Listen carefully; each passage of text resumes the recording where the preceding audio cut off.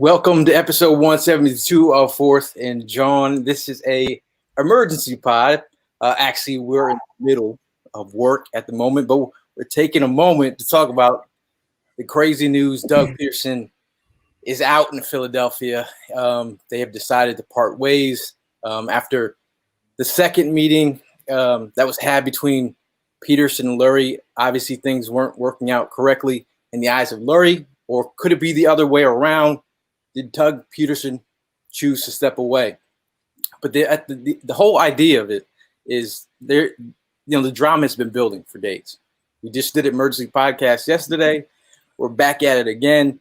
Shout out to Evan Hollywood Hearn, and shout out to the man of the hour, Luke, who had this report probably a month ago. December 6th. There was he caught wind of a story. He stuck to his guns. How are you feeling today, my guy?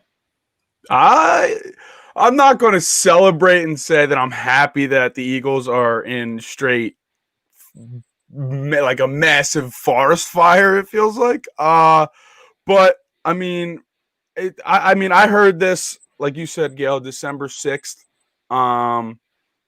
And I put it out on the timeline. People weren't taking to it. They're saying, you don't know what you're talking about, blah, blah, blah. It is what it is. Here we are, Doug Pederson, no longer the head coach. After two meetings, like you had said, meetings that went absolutely southward, and obviously he wasn't saying the right things. He wasn't doing the right things. Is it because he wanted out? I absolutely believe so. And here we are. I mean, we're not only looking for a defensive coordinator, we're looking for a head coach this year. So, yeah, this offseason got way more interesting. And wild as it is to of a thing to see, for Doug Pederson to be the only head coach that has ever brought a Super Bowl title to the city, and then just a few years later he's being removed. It's a crazy thing to see, but like you said, Luke, the writing was kind of on the wall here. I mean, as Eagles fans, we watched this entire season, and Sundays almost felt like a chore, just getting up to watch these games, be like, man, we're going to go get blown out by a bunch of nobodies out there today. That's just that was the new norm. That was the new norm of Philadelphia at the time, was the new storm. And the thought that we're going to be going into next season with Doug Pederson again, and his whole plan on how to fix what was going on was to keep Press Taylor, and not only keep him, but promote him to an offensive coordinator. And then they were talking about keeping Corey Unlin around and being a defensive coordinator to fill in for Jim Schwartz. It almost felt as if Doug Pederson was trying to throw his coaching role the same way he threw that last game versus the Giants.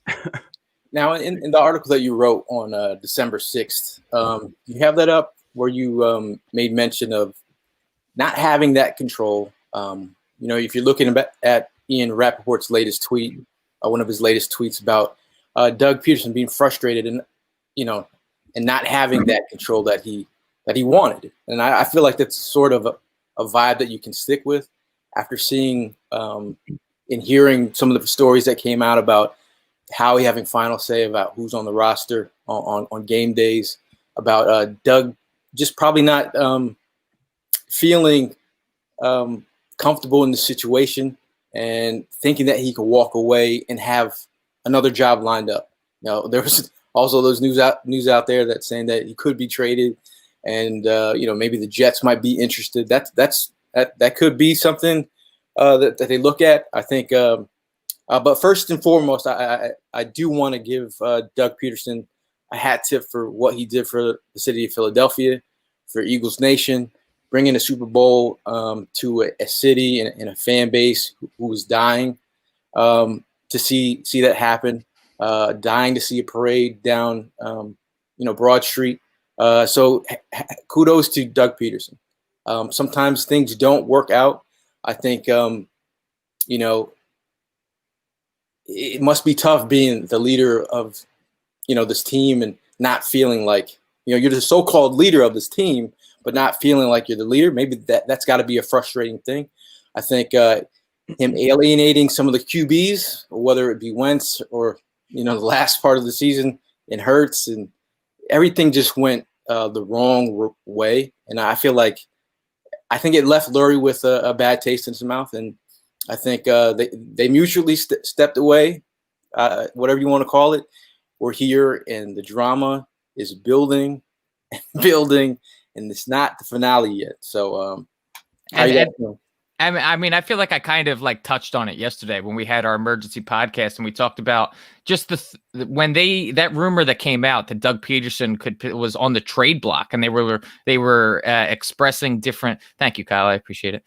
They were expressing just different ways to get Doug Pederson out of here and maybe get something in return for it. And when I saw that, I was like, man, the writing is on the wall, because teams do that all the time. Well, they'll put a guy on the trading block that they anticipate that they're going to be getting rid of. And their thought process is, well, maybe someone will be willing to give something up for him before we just outright release him. And so yesterday, like, was kind of the tipping point for me, where when I read that news, I was kind of like, man, there's no way Doug Pederson's coming back. No way. Yeah, I mean, it's just like, so in the article I wrote back, it was probably a month ago, I said, who's to blame? Howie Roseman and Jeffrey Lurie did not allot enough power to Pederson, whether it be in the roster management sector or assessing the current quarterback situation. This has rubbed Doug the wrong way, and he understands that he could have more say elsewhere, so why not leave? The Eagles now have their biggest controversy in the franchise's history in Wentz or Hurts. Pederson knows his worth and will not have any issue finding a job elsewhere. There are a few teams that will be looking for a head coach in the offseason: Falcons, Lions, Texans, and likely the Chargers. These are all desirable destinations, as there's ample amounts of talent present in all of these organizations. Doug Pederson will absolutely be the most targeted coach on the market, and he knows that. So, I mean, we said it. He was the first coach to ever win a Super Bowl in the city of Philadelphia. He kind of turned a fan base around. He turned the outlook around, and unfortunately, it kind of took a turn for the worse this year. But without a doubt, he's going to be the best option on the market for a head coach. And I'm already seeing reports of the Jets are really interested in him. I think that was Schefter or Rappaport. One of them put that out already. So there's no reason for him to stay here and not do what he wants, whether it be, smart or not, whether he is a good play caller or not. We know how we all feel about that. But I mean, he could just go on, and he's going to be given so much more power at other places with just a different look, man. And I think that's really going to help him, and it's going to help us. And that's why we saw the mutual part of ways. It's because both parties kind of realized that, hey, maybe it's time for us to split up. It's not an ugly divorce. It's just a parting of ways, saying maybe, it's better for the kids. Now, Jason on Facebook says, any ideas of potential replacement of a head coach? You think about the idea of having Dorsey in the building. You think about Matt Lombardo's report earlier from Fansided a month ago or so, saying that wherever Dorsey pops up, Eric Bieniemy might be, we'll go with him. He's already interviewed other places, has not interviewed with the Eagles as of yet. But if you think about the situation that a coach is coming into, some people might see it as is this a place that a veteran head coach wants to come to? A first-year head coach with a GM like Howie, who's has control of things, but with a football guy in Dorsey who knows Bieniemy through and through, and Bieniemy knows Dorsey through and through, who could help guide him along, selecting the right players for the system that maybe Bieniemy wants to run, and bring in that kind of culture that they cultivated or at KC. And KC's been flourishing as of late. It's going to be interesting. There was news about Lincoln Riley as well. And that's the other story. It's like, all right, are they going to retain Carson Wentz? Are they going to keep him in the building? Are they going to move forward with Jalen Hurts? Are they going to try and move forward and try and get a quarterback on a rookie deal when you're paying $1 million in change for a starting quarterback, and moving Carson Wentz for value? We don't know that yet. We're all speculating right now that Wentz is still safe in the building. But again, like if I know you guys here, you might want to just, roll the dice on Wentz again with another guy calling the shots. Could be interesting. I would like to see Wentz back next year, definitely. But like you bring up Lincoln Riley, who worked with Jalen Hurts, coached him. Like, do you think that if a guy like Lincoln Riley was brought in here, that's kind of putting the seal on what they plan to do with the quarterback position? Because I think if Riley's brought in, that guy is kind of telling me they're leaning to move forward with Hurts. I mean, that would be crazy. Yeah, I mean, it would make sense. If you're talking about bringing new ideas, fresh ideas to the table. Shout out to Paul from London. Fresh ideas to the table. Lincoln Riley is one of those voices. Arlette says, do you guys think they will give Deuce a shot? I think Deuce is a guy who has his word has a lot of weight in the locker room. We don't know exactly what he is as a play caller. I've mentioned a couple times on the East. He did the East-West Shrine game.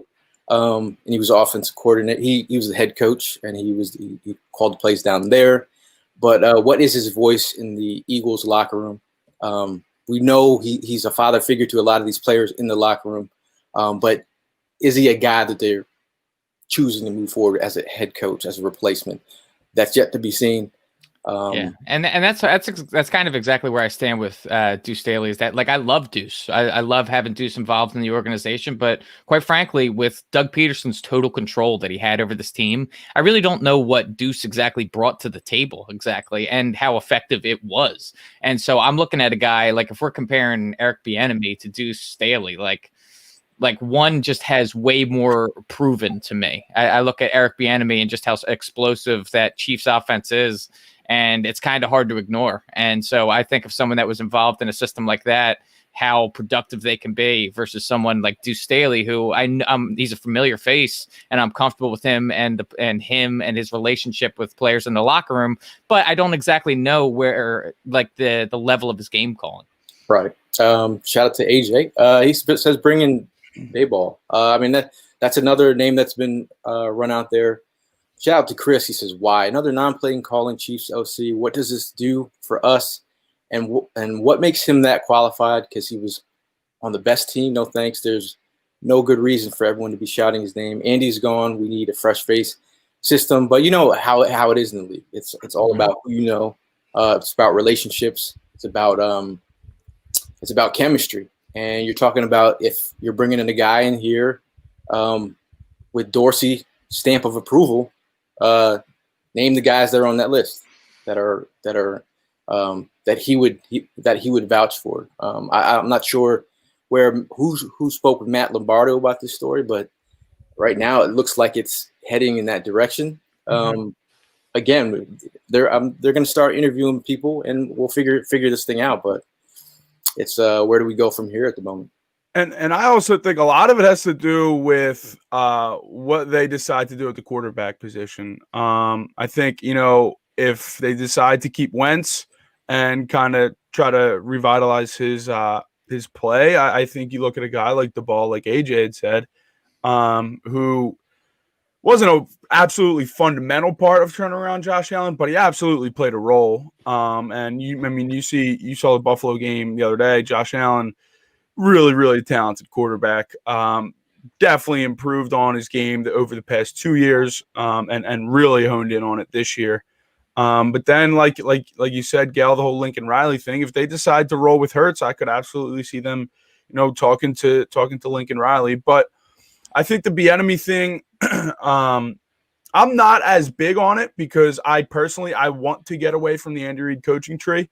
But it's pretty hard when you look at it and you see 6 playoff teams this year all used to coach under Andy Reid, and that's really impressive. I mean, Peyton, Nagy, I'm not going to be able to list them off right now, but it's impressive. And over half the league is from the Andy Reid coaching tree, and that just is a testament to him.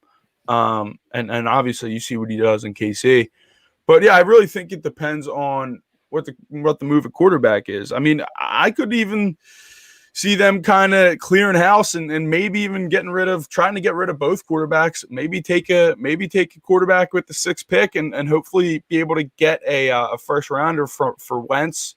I mean, obviously they're not going to get one for Hurts, but they can get some draft capital, and I could see that absolutely happening. I mean, Howie Roseman has done crazier things, and I know Dorsey is kind of has a little bit more say now, but when they hire a head coach, maybe the head coach comes in and says, I want to pick my guy. And maybe they do give the head coach a little bit more power, because obviously it didn't really work with Doug. It created that wall between the two. But I mean, the central theme here is something has to change. Something did change, but there's more change ahead. And I think Howie Roseman has to realize that, he's on the chopping block, and if he doesn't change what he was doing and he doesn't start to give people all their responsibilities and he kind of takes a step or two back, I mean, it's going to be him next year. I mean, it may well even be him this year, but it's definitely going to be him next year if we have a repeat. Now, Jeffrey's comment here, he says, Eagles' situation isn't good for a good coach to want to come to. And this is what I kind of reiterated too, is that this is the scenario that we have here is like like Fisher-Price, my first head coaching gig. Like you're rolling up here and that you have training wheels type situation. You're going to find a guy who's looking for their first head coaching gig. Howie, again, how many times have we, said this, they're inseparable. As much as we all, have a problem and an issue with Howie and some of the moves that he's made, the idea that John Dorsey is in the building tells you that is their reason for the fix there. He's the guy that's supposed to bring Howie through the GM rehab. He's the guy who's holding his hand through these next couple steps. Hopefully he has final say. He's got to have final say. I mean, in my heart of heart, they don't give him final say. What is he here for? I think it gives him an opportunity to right the ship. And if he wants to move on, that's where my issue is. If Dorsey wants to move on after a year or so, and then we're going to be back here in the same boat. But again, this whole idea of inseparable that makes Eagle fans upset. I know. We're all like, you can't miss on draft picks, especially in a Carson Wentz rookie contract window, and expect to be great. You missed on a lot of picks, and this is why we're here. And if we had playmakers that you might have selected, would Dougie P still be here? Probably. I mean, again, but we talk about the culture of the locker room, but I also talk about the culture in the front office. I think we're on Front Street now. The Eagles front office is on Front Street. There's only one person to blame now. We talked about it before. Jim Schwartz is gone. Dougie P is gone. Targets are on Howie Roseman's back. As they should be. Real quick, Jeff McClain just actually tweeted. Or this wasn't just actually. This was I didn't even see this. This was about a half hour, 45 minutes ago. He said Jeffrey Lurie in the Eagles statement said that he and Doug Pederson agreed to part ways. While that may seem like a nice way of saying he was fired, it's actually partially true. Pederson was ready to move on as well, per a source close to the coach. I think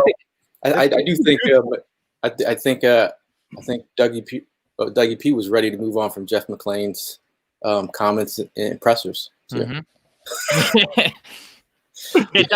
Doug P was fed up, man. You could tell that he was just he's completely checked out. He's been checked out for the past month or so. I mean, you look at his press conferences, super uncomfortable, angry. Just if you're going to read, I'm a big fan of body language, and looking at his body language over the course of the last probably 6 or 7 weeks, it got worse and worse as each L stacked up.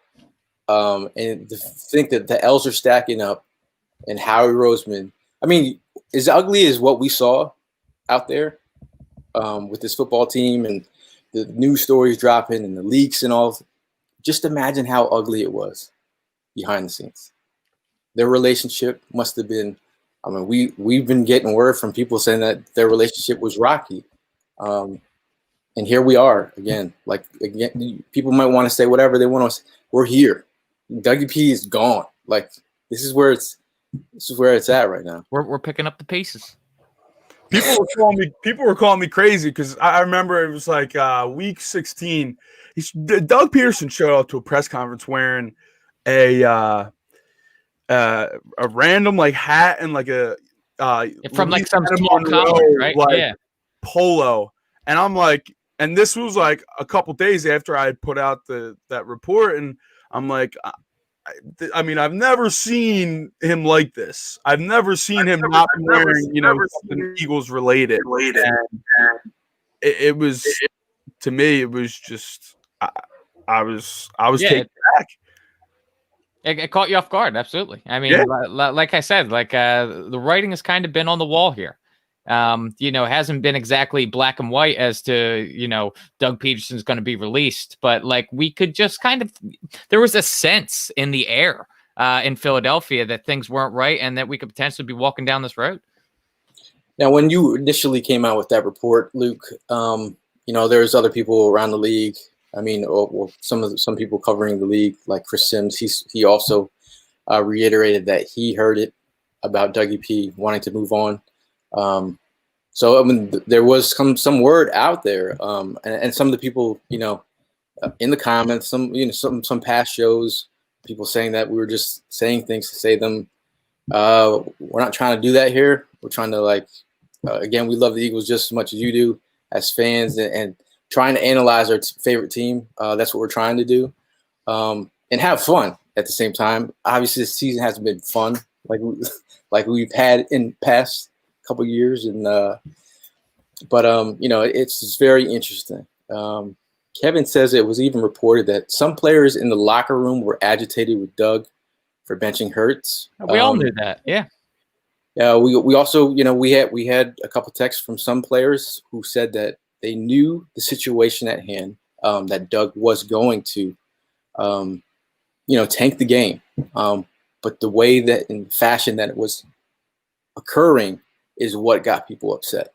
Like the players knew that the tank was in and it could have been in, but the way that it happened, they were kind of upset with. And then it's just a weird situation because you look at Jason Kelsey, you look at Ertz, real veterans that are on this team. To see the situation at hand, they probably sat on that field and were like, dude, like how did we get here? Like how did we get here? So again, a culture change, is in the works. We're gonna try and figure out who the new coach is around here. I know there's more breaking news in the future. But, yeah. Tim says Bieniemy, Deuce, Salah, McDaniels. I mean, McDaniels, I just want to say F you, bro, because if you just would have took that job with the Colts, we wouldn't be here. Okay. Yeah. We would have been on a second Super Bowl and we wouldn't be here.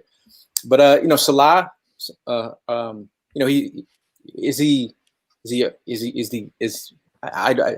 not sure if I see him here. I mean, he brings great energy. But yeah, I don't see. I mean, I would love it because I am more defensive minded. I think that's how you build. That's how you kind of revamp or rebuild. But I don't think Lurie, has any want to bring a defensive minded coach in here. All three of the other ones though, I could absolutely see. But we'll see within the next couple weeks.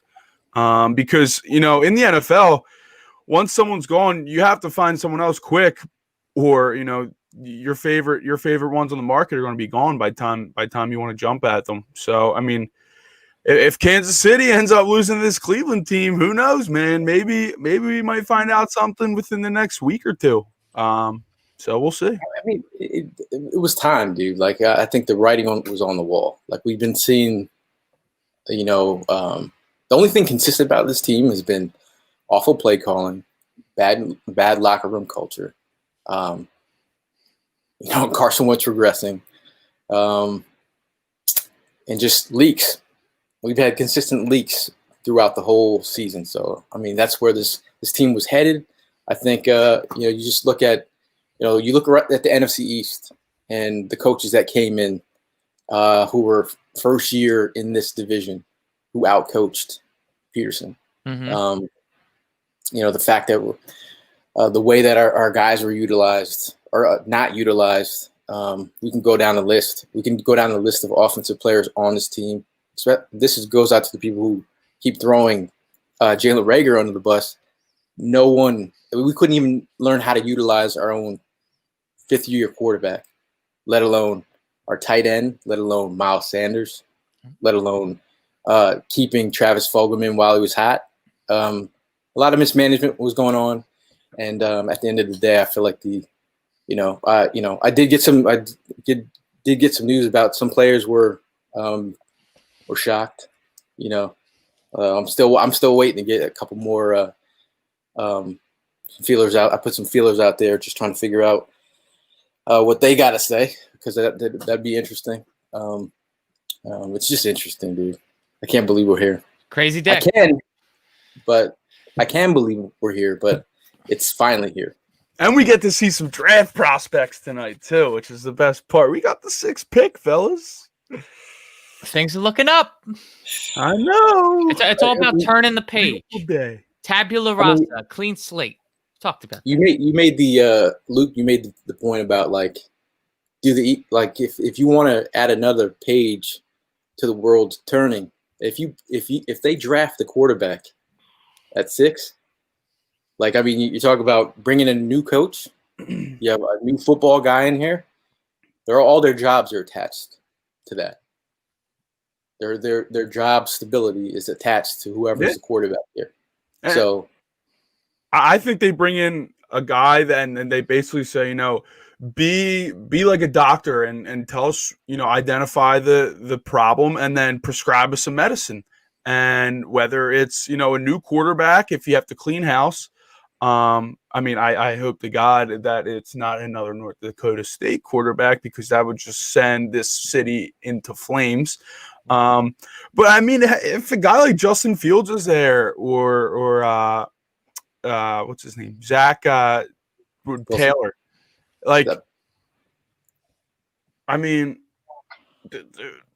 do you pull the trigger? Maybe, very well, maybe. And I think it's like I said, it's like a doctor prescribing medicine. Whatever they think, we need. That's what we're gonna get. So right. There's going to be. I don't think there's some real. There's some cornerback talent there, Surtain and Farley, maybe a Horn. And you got Jamar Chase. It's going to be hard to mess that pick up. And I feel like, again, if they want to throw the mix in for a quarterback, that's when you're like, all right, it's going to get real in the fields. And I think with that kind of talent that's on the board, it's tough. Shout out to Soko in the chat. Let's get Howie out of here next. That seems to be the vibe in the chat right now. A lot of people are. Doug isn't enough. The removal of Doug isn't enough. We also need to remove Harry Roseman. That's being said a lot. Now, Pete brings up a interesting. He's like, if you get a minority head coach, you get a 3rd compensatory pick. Rooney Rule additions, right? I thought that was the Chiefs get the pick. Do they get the pick? I think it's that. I remember someone came out. I think it might have been. I forget who came out in an article I was reading. I think this rule is a little misconstrued. I think actually the pick goes to the Chiefs for. I believe, I could very well be wrong. I'll look it up as soon as I'm done, babbling. But I think that the team that has the coach will actually get the compensatory pick. I could very well be wrong. Here goes. It says in another attempt by the league to bolster minority hiring for high-level jobs against the backdrop of lagging record of diversity by its teams. The gist of the resolution: team that loses a minority assistant head coach becomes a head coach or loses a personnel executive who becomes a general manager will receive a third-round comp pick in each of the next 2 drafts. A team that loses 2 minority staffers to a head coach and general manager positions would receive 3 third-round picks. Given multiple measures instituted in the name of diversity over many years, why will this resolution approved unanimously by owners pending approval by the NFL Players Association? This was by Jarrett Bell from USA Today. That was November 10th. It's interesting, but it is what it is. Doesn't that seem backwards though? Like, wouldn't teams like why would teams want to give a team like the Chiefs more picks? Like, wouldn't I follow what I'm saying? Like, shouldn't it be the opposite? Shouldn't the Eagles be the one that, like, if they hire Bieniemy, they're the ones getting but you have to kind of consider it as like the Chiefs were the guy that built him up to the point to where he could accept that head coaching role, you know? Yeah, but I get that. I get that. And Marcus makes a good point right here because the Browns GM, we lost him to the Browns. So do we get a pick? Do we get a comp pick? Well, maybe that new rule was just put in. So I don't know. But Evan, any words before we get out of here? I know both of us are working at this moment. I don't look like I'm working, but this is my work tire. I work like this. I mean, ironically enough, right before like this news broke, I was having a meeting with my own boss. I was having a boss with my own CEO. I thankfully still have my job. The same can't be said about Doug Pederson, but it looks like I will be continuing my position into 2021. I just want to tell everybody, be on the lookout because we're going to be posting a lot coming up. I'm anticipating a lot of more breaking news coming up. So make sure you follow all the guys from 4th and John. Make sure you put the notifications on anytime we go live, anything like that. You don't want to miss anything. We're going to be there breaking it. Janae, I am doing work over here. I'm doing the Lord's work. I can do memes and contracts in my sleep.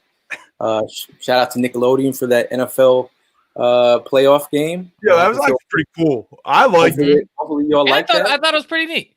Young Sheldon was schooled up in their chest out at Nickelodeon about Lumpkin. Job well done. He's a young star. I thought it was pretty good stream.